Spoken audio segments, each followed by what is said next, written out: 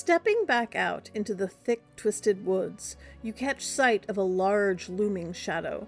Spinning on your heels, you turn to find the mimic from the shore, the empty-eyed frog still perched on the lid. "Oh, hi," it chirps. "Flutter, say hi."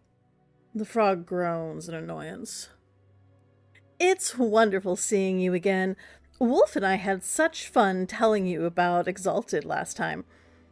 Now I want to give you some character background.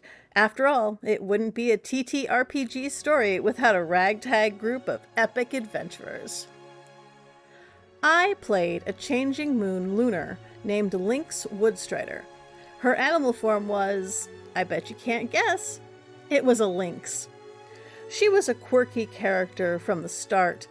I took lots of charms that allowed me to ignore social attacks because I was playing a cat. The wolf played a Dawncast Solar from the highly militarized city-state of Lookshy, named Blade. He had impulse control and authority issues. These two factors led the character to make, let's call it, interesting choices. The other four characters had been at the table longer than the wolf and I. There was ever-burning Lotus Blossom. She was also a Dawncast, with the goal of finding peace between the realm and the newly awoken Solars. She was also a healer and had an animal companion, a snarky six-legged tree cat named Snickerdo. Jolan, an Eclipse-cast Solar King and Bureaucrat. A lot of the game when Wolf first joined was dedicated to Jolan's kingdom.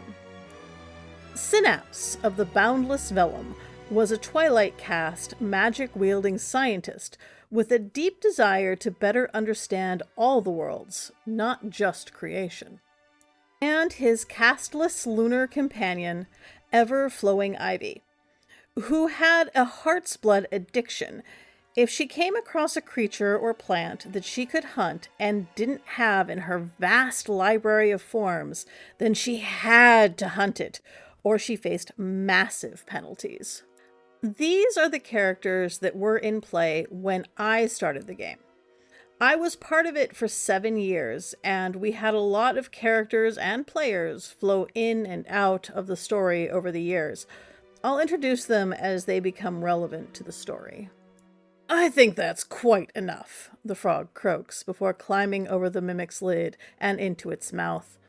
The mimic tries to talk around the body of the frog, but it comes out muffled and unintelligible, allowing you to escape the pair and head deeper into the woods.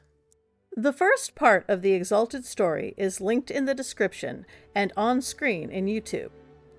Like, comment, follow, and subscribe so you don't miss the continuation of the Exalted story or the journey.